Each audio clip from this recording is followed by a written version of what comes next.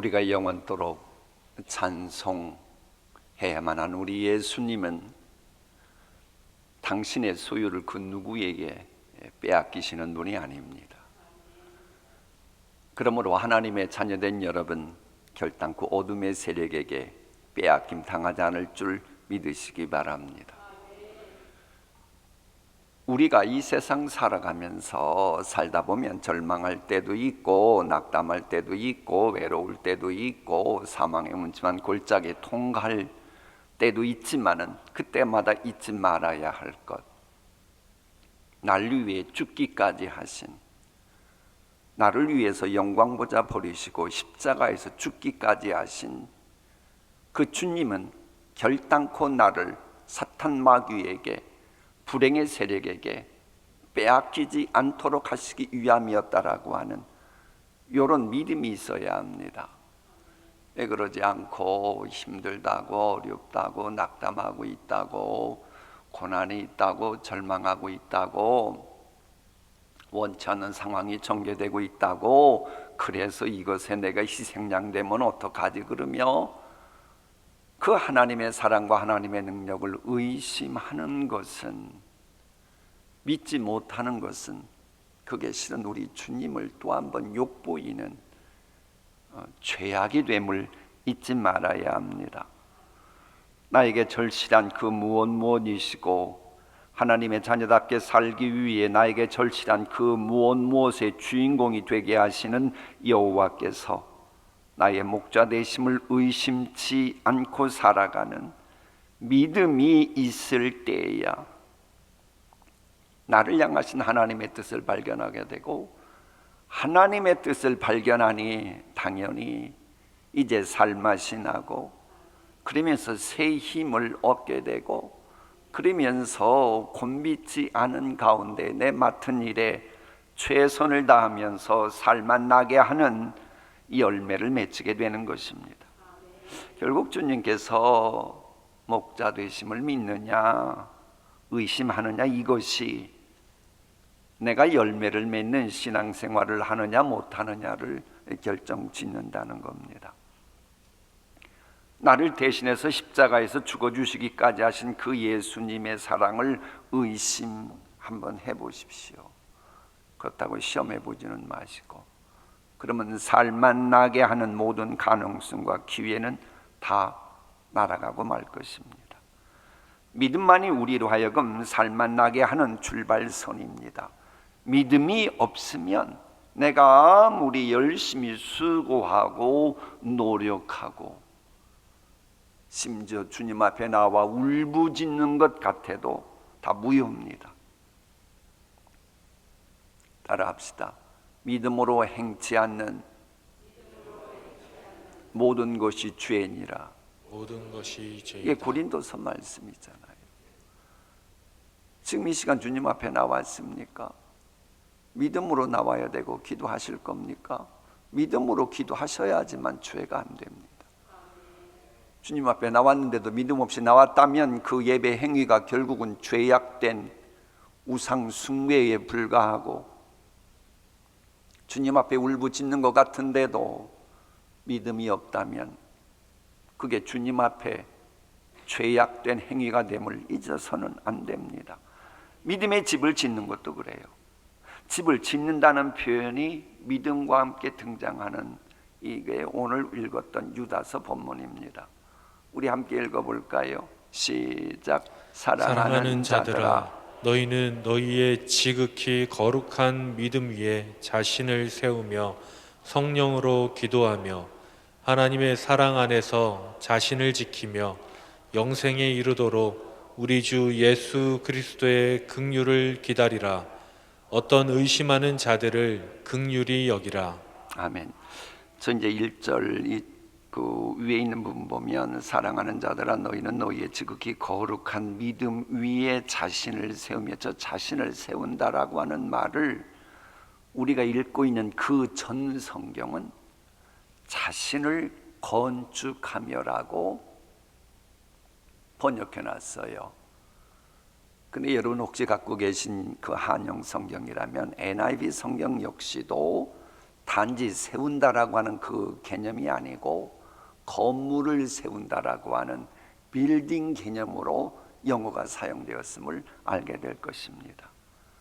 여러분, 건물을 건축하려면 건축 자재가 필요합니다. 이 믿음의 집을 건축한다. 그럼 건축 자재가 필요한 거예요. 그동안 우리는 약 2주 동안 누케이도의 책과 필립 켈러의 책, 그리고 여러 주석가들이나 책들의 도움까지 받아가면서 여러 말씀 상고했었는데, 그 말씀들은 결국 우리가 믿음의 집을 지어가는 데 필요한 재료들이었던 거예요. 건축 자재들이었던 겁니다. 인생살이 자체가 집을 지어가는 것이긴 합니다. 믿는 사람이건 안 믿는 사람이건 죽을 때쯤 되면 그가 지은 집이 어떤 집인지 모양새가 다 나옵니다. 자, 그런데 건물을 얼마나 튼튼하고 아름답게 짓느냐 하는 것은 그래서 아무 재료나 가지고 짓는 게 아니고 꼭 필요한 것을 자재로 해서 지어야 합니다. 사도 바울이 말했던 것처럼 지푸라기 같은 거, 그저 나무 같은 거, 그런 거로 지으면 뜨거운 불이 왔을 때 다 타서 없어지기 때문에 그가 지은 집은 하나도 없게 되지요. 내가 지은 집이 정말로 오래 보존되고 참으로 아름다운 집이 되려면 꼭 필요한 재료들이어야 합니다. 그래서 우리는 그동안 금생은 물론 내세까지 보존되는 집을 져야 했기에 하나님의 말씀을 건축 자재로 삼고 말씀을 상고했던 것입니다. 인생을 건축할 때 수반되는 무거운 짐들에 대해서 물론 세상 사람들로부터 여러 강의를 들을 수 있습니다. 그러나 그것들은 영원한 자재가 될 수 없기에 영원한 하나님의 말씀으로 우리는 그동안 오늘까지 2주 동안 주님 앞에 나와서 하나님의 말씀을 경청했던 겁니다. 그런데 이 집을 지을 때 중요한 것은 기초입니다. 기초. 게다가 우리가 지어야 될 집은 이 세상 잠시 살다 마는 그런 집이 아니고 금생과 내세까지 이어지는 천국에 가서도 상급받을 그런 집을 지어야 합니다. 그런 집을 짓는데 기초가 잘못되면 큰일입니다. 기초가 반석이어야 합니다. 그 기초가 되어야 하는 반석이 바로 예수님이십니다. 예수님이 아닌 모든 것은 재앙의 바람이 불어닥치고 불행의 홍수가 내릴 때에 지금까지 쌓아온 공든 탑을 무너지게 하는 모래에 불과합니다. 문제는 이런 진실을 알면서도 해서 교회에 와서 고백한다고 하면서도 때때로 반석 대신 주님의 말씀보다도 그저 세상적인 지푸라기 같은 그런 것을 먼저 선택하고 자신의 집을 짓다가 절망과 여러 낭만과 시련거리 왔을 때 감당하지 못하고 무너져 내리는 시험 들고 실족하는 신앙인들이 있더라고 하는 겁니다. 그러므로 우리는 우리 믿음의 집을 지어갈 때에 항시 보혜사 보호하시고 은혜 베푸시는 개인 지도교사이신 보혜사 성령님의 인도하심을 받아야만 되는 겁니다. 물론 우리 역시도 성령님의 코치를 받고 우리 인생의 집을 짓는다고 하지만 우리는 부족하고 연약합니다.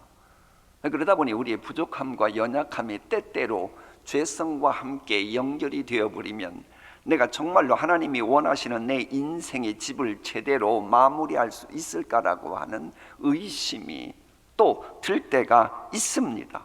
마무리할 수 있을까 그러며 마음의 짐이 우리에게 다가오는 게 사실입니다.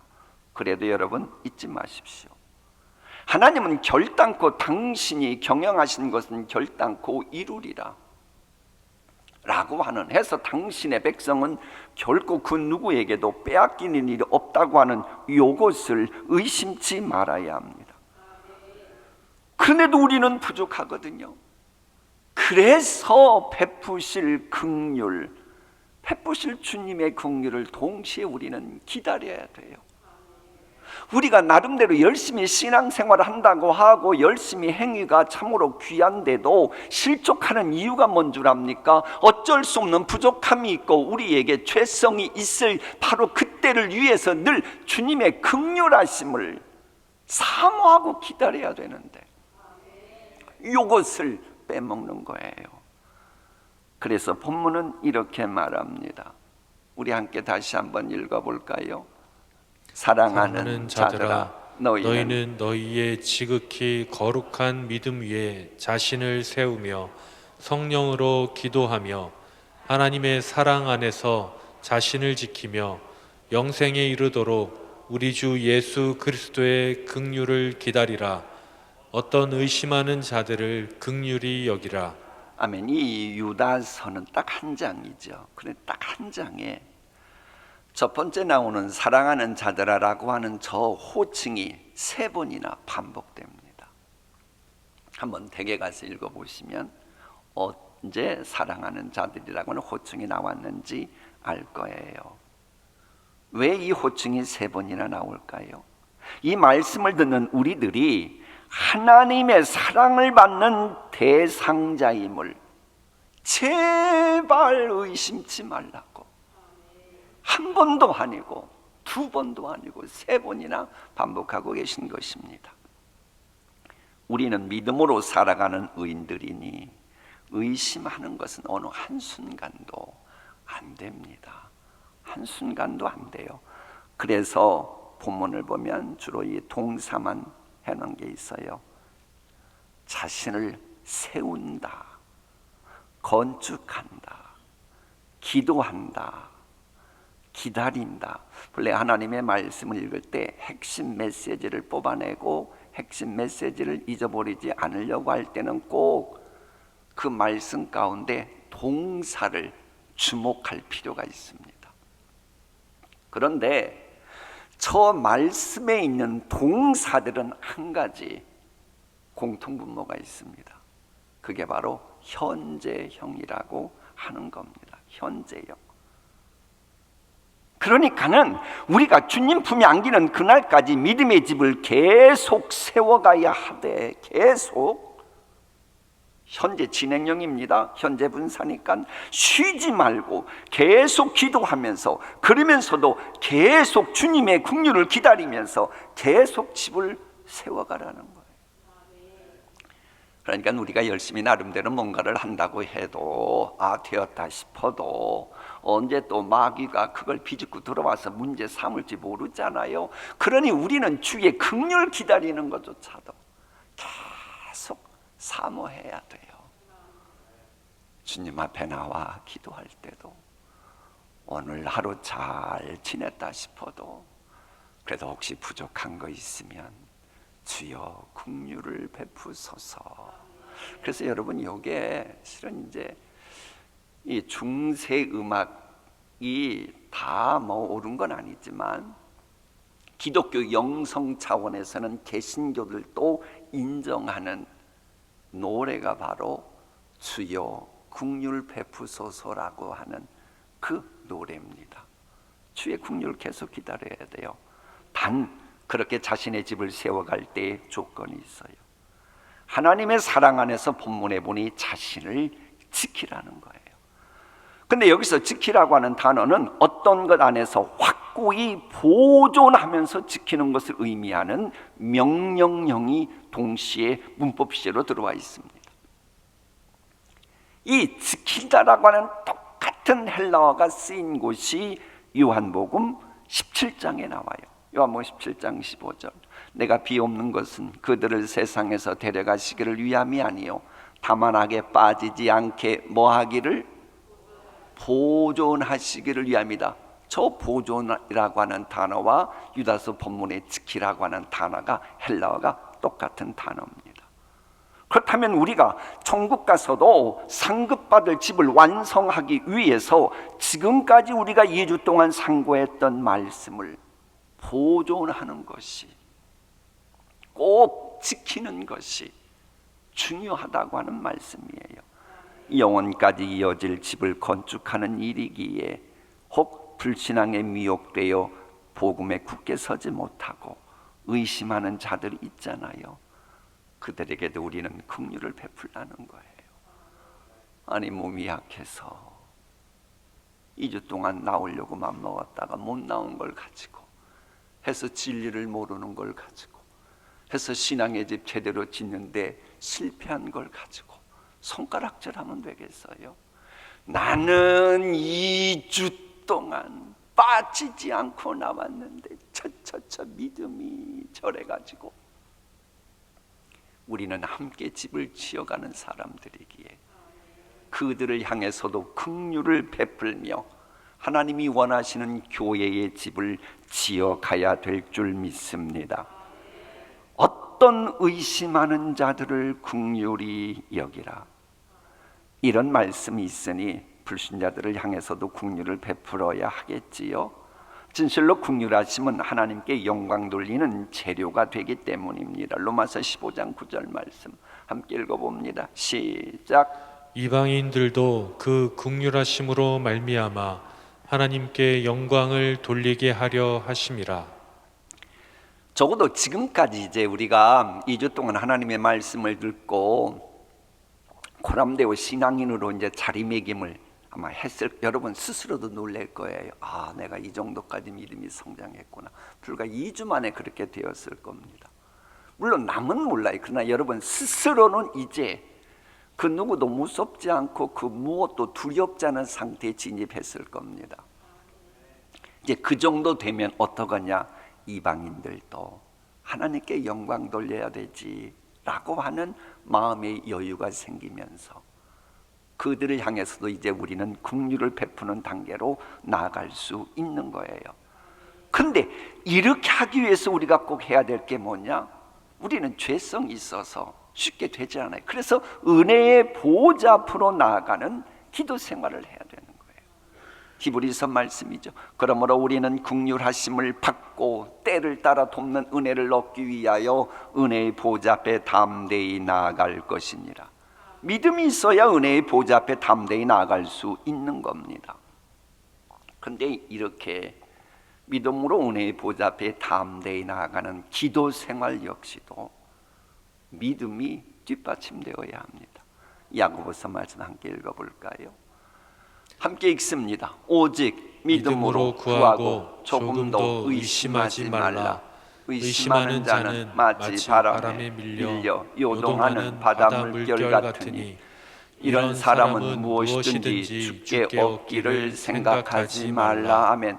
저 본문이 사실 의심에 대한 정의를 아주 정확하게 설명해 주는 이 본문입니다. 우선 이제 말씀을 읽다 보면 자연스럽게 그 의미가 무엇인지를 알게 될 거예요. 무거운 짐으로 인해 힘이 들고 실족하기 일보 직전일지라도요, 예수님 이름으로 구하면 무엇이든지 들어주신다고 하는 그 말씀, 의심치 않는 믿음이 있으면 내게 있는 현재 무거운 짐이 무엇이든지 간에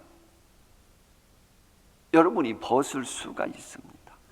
근데 그걸 믿지 못하고 의심하는 사람은 바람에 밀려 요동하는 바닷물결 같다는 거예요.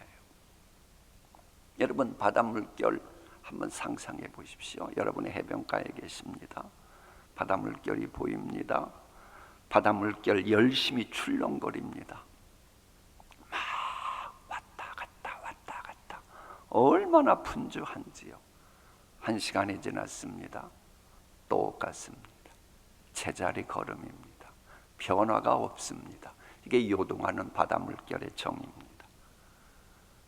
진실로 우리가 주님을 의심하는 순간 우리는 내가 열심히 바닷물결과 같이 엉뚱한 행보를 한 것으로 그냥 추락하고 마는 거예요. 내가 열심히 이것도 하고 저것도 하고, 그래서도 시간 지나면 제자리 걸음, 변화가 없어요. 똑같아요. 10년 전이건 5년 전이건 똑같아요. 기도에 응답하시는 주님을 믿지 못하고 대신 죄성 있는 내가 신뢰하는 세상적인 방법을 어떤 경우는 동분서주예요. 그러는 모습이 하나님 보시기에 교회 와서 예배했다, 또 세상적인 방법으로 살아갔다, 왔다 갔다는 요동치는 바다 물결로밖에 안 보인다고 하는 것이 지금 야고보서의 말씀입니다. 의심하면 여러분 우리 마음에 있는 평안을 들어왔다 나갔다고 하는 걸 잊지 말아야 돼요. 근데 여러분, 이 의심한다고 하는 것은 아예 믿지 않는다 그런 말이 아닙니다. 교회에서 이 의심 얘기하는데도 자꾸 내가 믿음이 있는데, 이게 아니에요. 의심이라고 하는 건 뭐냐? 내가 기도하면 응답받는다라고 하는 것을 믿는 것하고, 내가 기도해도 주시지 않을 수도 있겠지라고 믿는 것, 이 사이에 있는 게 의심입니다. 여러분 잘 보세요. 믿음이 아예 없는 사람이라면 기도를 할까요, 안 할까요? 왜 대답들 안 하셔요? 아니, 믿음이 아예 없으면 기도하겠어요, 안 하겠어요? 안 하지요, 안 하지요. 그럼 본문이 뭐예요? 나름대로 믿음이 있으니 기도는 한다는 거예요. 믿음이 있으니 예배는 한다는 거예요. 그런데 하나님 보시기에 믿음이 빠져버린 거예요. 예배해도 기도해도 믿음이 실종된 상태, 믿는다고 하면서도 믿지 못하는 요 마음의 성향을 총칭해서 의심한다라고 하는 겁니다.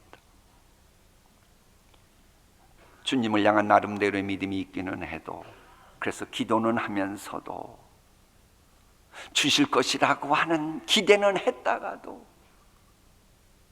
갑자기 사탄 마귀가 역사하면 안 주실 수도 있다고 하는 생각도 하고 왔다 갔다 하네. 해변가에 있는 들어왔다 나갔다 하는 요동하는 바닷물길 같다는 거예요. 어느 학자의 글을 보니까요, 누가 믿다가 안 믿다가 하는가, 그걸 이제 분석해서 적어놨더라고요. 교회와 하나님 말씀 들을 때는 믿어진다는 거예요. 그러다가 세상에 나가서 세상 사고방식에 오염된 사람들의 말을 듣다 보면 의심한다는 거예요. 그렇게 또 이제 힘들고 어려우면 주님께 기도해봐, 또 그 말 듣고 믿고 또 기도했다가 또 시간 지나면 귀가 얇아가지고는 네가 이렇게 기도한다고 해서 무슨 문제가 해결되겠어? 그러면 또 믿지 못하고 의심해서 인간적인 방법을 쓰고, 이런 의심에서 탈출하는 건 뭔 줄 아십니까? 그래서 주님께 시선을 고정하는 겁니다. 의심에서 탈출하는 것은 다른 방법이 없습니다. 비결은 딱 하나, 주님께 초점 맞추는 거예요. 지금 코로나 사태가 후유증이 심각하다. 얼마나 심각한지 믿는 사람들조차도 주님께 예배하지 않는 것조차도 당연시 여기는 이 정도로 지금 신앙들이 많이 오염됐는데, 이런 현실을 바라보지 않고 현실 뒤에서 우리를 주목하고 계시는 그 하나님께 시선을 둬보십시오. 의심하지 않습니다. 의심했다가도 벗어납니다. 근데 주님께 시선 두지 않으니까 믿었다 안 믿었다 이제 그런다고 하는 걸 잊으면 안 됩니다. 진실로 믿었다 믿지 못했다 오가는 의심이 있다면 주님으로부터 그 어떤 은혜 받을 생각도 하지 말라는 거예요. 그래서 엘리야가 갈멜산에서 외쳤던 게 두 마음 품지 말라고 하는 저것이었어요. 열왕기상 말씀 함께 읽어볼까요? 엘리야가 모든 백성에게 가까이 나아가 이르되 너희가 어느 때까지 둘 사이에서 머뭇머뭇하려느냐? 여호와가 만일 하나님이면 그를 따르고 바알이 만일 하나님이면 그를 따를지니라. 두 마음 안 됩니다. 두 마음이 의심하는 겁니다. 불신자들은 딱 한 마음이에요. 아예 하나님 안 믿으니까. 믿는 사람들에게 두 마음이 있으면 안 됩니다. 하나님은 양다리 걸치는 거 싫어하셔요. 여러분의 자녀가 이제 홍기를 앞두고 누구하고 사귄다는데 알고 봤더니 사귀는 그 대상이 양다리 걸쳤어요. 여러분 기분 어떻겠어요? 하나님은 질투하는 하나님입니다. 양다리 걸치는 거 싫어해요. 신앙생활 하려면 똑바로 해야 합니다. 그쵸, 우리 모두 부족하니까 그냥 넘어가는 것이지 하나님은 넘어가시지 않습니다. 양다리 걸치는 거 싫어하십니다. 차든지 덮든지 해야 합니다. 애써할 때는 애써하고 노할 때는 노해야 합니다. 여러분 출애굽까지 해놓고 가나안 땅에도 마음이 있고 때가 되면 애굽 땅에도 마음이 있고 이 사람들은 하나님이 다 약속의 땅 들어가지 못하고 광야에서 그냥 매장시키고 말았어요. 비록 10가지 재앙, 기적 보지도 못했고 그런 신비한 체험도 못했고 홍해가 갈라지는 체험도 못했고 그랬어도 애굽의 마음이 없는 딱 한 마음인 이 세대들만 하나님이 약속의 땅으로 인도하셨음을 우리 잊으면 안 됩니다. 그래서 이런 말씀이 있는 거예요. 이런 사람은 무엇이든지 주께 얻기를 생각하지 말라. 두 마음을 품어 모든 일에 정함이 없는 자는 주께 얻을 거 요만큼도 생각하지 말라는 거예요. 코로나19 후유증이 얼마나 더 극심할지 모르는 현실 살아갈 때에 가장 범해서는 안 되는 어리석음이 뭔 줄 압니까? 독생자까지 주시면 날 사랑하신 그 하나님께서 모든 걸 섭리하시고 주관하심을 의심하는 거, 여기에 가장 큰 어리석음입니다. 바꿔 말하면 힘들고 어려운 현실 살아가면서 가장 큰 지혜가 뭔 줄 아세요? 영원한 독생자 예수님 죽게 하시면서까지 사랑하신 그분이 나의 목자가 되시고 아버지가 되신다고 하는 걸 믿는 믿음이 가장 큰 지혜입니다. 그러면 무엇까지 믿어야 됩니까? 목자 되신 주님께서 천국까지 인도하실 것을 믿어야 합니다. 시편 말씀을 공동번역 성경으로 한번 읽어봅니다. 시작. 한평생 은총과 복에 겨워 사는 이 몸 영원히 주님 집에 거하리이다. 저게 지금 무슨 얘기예요? 세상 살다 보면 무거운 짐 누구나 다 있잖아요. 낙담할 때 있잖아요. 절망할 때 있잖아요. 나도 모르게 탈진할 때 있잖아요. 근심, 걱정, 염려로 잠을 제대로 못 잘 때도 있잖아요. 저도 지난밤에요. 어제 이제 금요 정오 금식 기도회 하고 나서 몸이 막 유난히도 막 피곤하고 그래가지고 잠을 자려고 그러는데 갑자기 노크 소리가 나는 거예요. 노크 소리 나는 집이 아닌데 누가 그랬겠어요? 하나님이 그렇게 하신 거죠. 빨리 가서 설교 준비 더 하라고, 기도하라고. 살다 보면 이런저런 일이 많이 있어요. 근데 어떤 때는 두려움의 골짜기, 낙심의 골짜기, 사망의 음침한 골짜기 만날 수밖에 없어요. 그럴지라도 자막 다시 한번 띄워줘 볼래요? 다윗은 뭐라고 말합니까? 다윗은 은총과 복이 계속 나를 따라온다는 거예요. 한평생 따라온다. 이게 언제 어떤 상황이건 내 기분 컨디션 바이올이든 그게 무엇이든지 간에 은총과 복은 한평생 나를 따라온다는 거예요. 이 다윗 엄청난 믿음이에요. 왜 하나님이 다윗을 보고 내 마음에 합한 사람이란 내 뜻을 다 이루게 하리라고 했는지 이해가 가요. 우리하고 레벨이 달라요. 절망하고 낙담하고 사망의 음침한 골짜기 가고 있어도 하는 말은 이래도 지금 내 딱 등 뒤에 있는 주님이 계셔서 은총과 복을 팍팍 밀어주고 계셔. 이런 엄청난 고백을 하고 있는 겁니다. 그러니 나의 존재 이유와 목적이 열매 맺는 그 약속의 땅을 나는 차지할 수밖에 없다는 거예요.